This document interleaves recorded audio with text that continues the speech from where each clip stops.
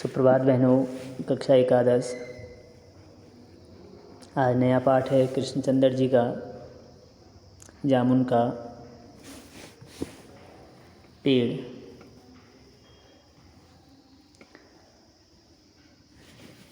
कृष्णचंद्र जी का जन्म सन 1914 पंजाब के वजीराबाद गांव जिला गुजरांवाला में हुआ था।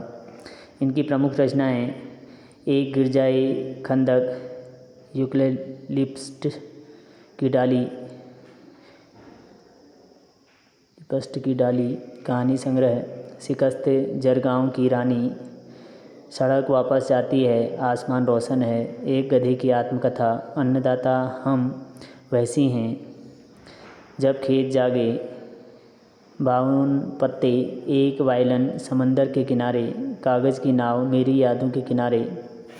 इनके जो सम्मान मिले हैं साहित्य अकादमी सहित बहुत से पुरस्कार इनको मिले हैं और इनकी मृत्यु 1976 में हुई। प्रेमचंद जी के बाद जिन कहानीकारों ने कहानी विधा को नई ऊंचाइयों तक पहुंचाया, उनमें उर्दू कथाकार कृष्णचंद्र का नाम महत्वपूर्ण है। प्रगतिशील लेखक संघ से उनका गहरा संबंध था, जिसका असर उनकी रचनाओं में स्पष्ट रूप से झलकता है। कृष्णचंद्र ऐसे गिने चुने लेखकों में आते हैं जिन्होंने बाद में चलकर लेखन को ही रोजी रोटी का सहारा बनाया। कृष्णचंद्र की प्राथमिक शिक्षा पुंछ जम्मू कश्मीर में हुई। उच्च शिक्षा के लिए वे 1930 में लाहौर आ गए और फॉरमेन क्रिश्चियन कॉलेज में प्रवेश लिया। 1934 में पंजाब विश्वविद्यालय से उन्होंने अंग्रेजी में एमए किया। बाद में उनका जुड़ाव फिल्म जगत से हो गया और अंतिम समय तक वे मुंबई में ही रहे। यूँ तो कृष्णचंद्र ने उपन्यास, नाटक, रिपोर्टाज और लेख भी बहुत से लिखे हैं, लेकिन उनकी पहचान कहानीकार के रूप में अधिक हुई है। महालक्ष्मी का पुल, आईने के सामने आदि उनकी मशहूर कहानियाँ हैं। उनकी लोकप्रियता इस कारण भी है कि वे काव्यात्मक रोमानियत और शैली की विविधता के कारण अलग मुकाम बनाते हैं। कृष्णचंद्र उर्दू कथा साहित्य में अनूठी रचनाशीलता के लिए बहुचर्चित रहे हैं। वे प्रगतिशील और यथार्थवादी नज़रिए से लिखे जाने वाले साहित्य के पक्षधर थे। जामुन का पेड़ कृष्णचंद्र की एक प्रसिद्ध हास्य व्यंग्य कथा है। हास्य व्यंग्य के लिए चीज़ों को अनुपात से ज़्यादा फुला कर दिखाने की परिपाटी पुरानी है और यह कहानी भी उसका अनुपालन करती है। इसलिए यह घटना अतिशयोक्तिपूर्ण और अविश्वसनीय जान पड़े तो कोई हैरत नहीं। विश्वसनीयता ऐसी रचनाओं के मूल्यांकन की कसौटी नहीं हो सकती। प्रस्तुत पाठ में हंसते हंसते ही हमारे भीतर इस बात की समझ पैदा होती है कि कार्यालयी तौर तरीके में पाया जाने वाला विस्तार कितना निरर्थक और पदानुक्रम कितना हास्यास्पद है। बात यहीं तक नहीं रहती, इस व्यवस्था से के संवेदनशील शून्य एवं अमानवीय होने का पक्ष भी हमारे सामने आता है।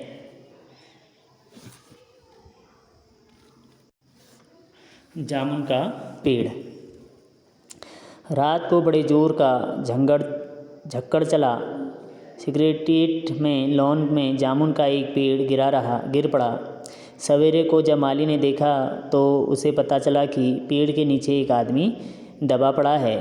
माली दौड़ा दौड़ा चपरासी के पास गया, चपरासी दौड़ा दौड़ा क्लर्क के पास गया, क्लर्क दौड़ा दौड़ा सुप्रिटेंडेंट के पास गया, सुप्रिटेंडेंट दौड़ा दौड़ा बाहर लॉन में आया। मिनटों में गिरे हुए पेड़ के नीचे दबे हुए आदमी के चारों ओर भीड़ इकट्ठा हो गई।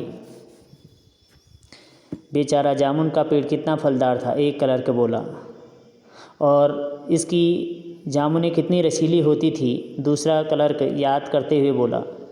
मैं फलों के मौसम में झोली भर भर के ले जाता था, मेरे बच्चे भी इसकी जामुनें कितनी खुशी से खाते थे, तीसरा क्लर्क लगभग रुआंसा होकर बोला। मगर यह आदमी, माली ने दबे हुए आदमी की तरफ इशारा किया। हाँ, यह आदमी, सुप्रिटेंडेंट सोच में पड़ गया। पता नहीं जिंदा है कि मर गया, एक चपरासी ने पूछा। मर गया होगा, इतना भारी पेड़ जिसकी पीठ पर गिरे वह बच कैसे सकता है, दूसरा चपरासी बोला। नहीं, मैं जिंदा हूँ, दबे हुए आदमी ने बड़ी कठिनाई से कराहते हुए कहा। जिंदा है, एक क्लर्क ने ताज्जुब से कहा। पेड़ को हटाओ, इसे जल्दी से निकाल लेना चाहिए, माली ने सुझाव दिया। मुश्किल मालूम होता है, एक सुस्त, कामचोर और मोटा चपरासी बोला। पेड़ का तना बहुत भारी और वजनी है, क्या मुश्किल है? माली बोला, अगर सुप्रिटेंडेंट साहब हुक्म दें तो अभी 15-20 माली चपरासी और कलर्क लगाकर पेड़ के नीचे दबे हुए आदमी को निकाला जा सकता है। माली ठीक कहता है। बहुत से कलर्क एक साथ बोल पड़े, लगाओ जोर, हम तैयार हैं। एक साथ बहुत से लोग पेड़ को उठाने को तैयार हो गए। ठहरो, सुप्रिटेंडेंट बोला, मैं अंडर सेक्रेटरी से पूछ लूँ। सुप्रिटेंडेंट ने अंडर सेक्रेटरी के पास गया, अंडर सेक्रेटरी डिप्टी सेक्रेटरी के पास गया, डिप्टी सेक्रेटरी जॉइंट सेक्रेटरी के पास गया, जॉइंट सेक्रेटरी चीफ सेक्रेटरी के पास गया, चीफ सेक्रेटरी मिनिस्टर के पास गया, मिनिस्टर ने चीफ सेक्रेटरी से कुछ कहा, चीफ सेक्रेटरी ने जॉइंट सेक्रेटरी से कुछ कहा, जॉइंट सेक्रेटरी ने डिप्टी सेक्रेटरी से कहा, डिप्टी सेक्रेटरी ने अंडर सेक्रेटरी से कहा। फाइल चलती रही। इसी में आधा दिन बीत गया। दोपहर के खाने पर दबे हुए आदमी के चारों ओर बहुत भीड़ हो गई थी।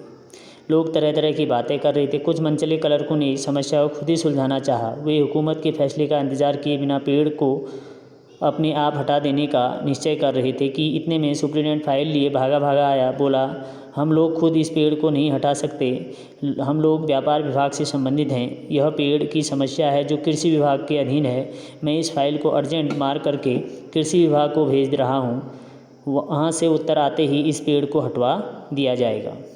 दूसरे दिन कृषि विभाग से उत्तर आया कि पेड़ व्यापार विभाग के लॉन में गिरा है, इसलिए इस पेड़ को हटवाने या न हटवाने की जिम्मेदारी व्यापार विभाग पर पड़ती है। यह उत्तर पढ़कर व्यापार विभाग को गुस्सा आ गया। उन्होंने फ़ौरन लिखा कि पेड़ों को हटवाने का न हटवाने की जिम्मेदारी कृषि विभाग पर लागू होती है, व्यापार विभाग का इससे कोई संबंध नहीं है। दूसरे दिन भी फाइल चलती रही। शाम को जवाब आ गया, हम इस मामले को हॉर्टिकल्चर डिपार्टमेंट के हवाले कर रहे हैं क्योंकि यह एक फलदार पेड़ का मामला है और एग्रीकल्चर डिपार्टमेंट अनाज और खेतीबाड़ी के मामलों का में फैसला करने का हकदार है। जामुन का पेड़ चूँकि एक फलदार पेड़ है, इसलिए यह पेड़ हॉर्टिकल्चर डिपार्टमेंट के अंतर्गत आता है। रात को माली ने दबे हुए आदमी को दाल भात खिलाया। उसके चारों तरफ पुलिस का पहरा था कि कहीं लोग कानून को अपने हाथ में लेकर पेड़ को खुद से हटवाने की कोशिश न करें। मगर एक पुलिस कांस्टेबल को दया आ गई और उसने माली को दबे हुए आदमी को खाना खिलाने की इजाज़त दी।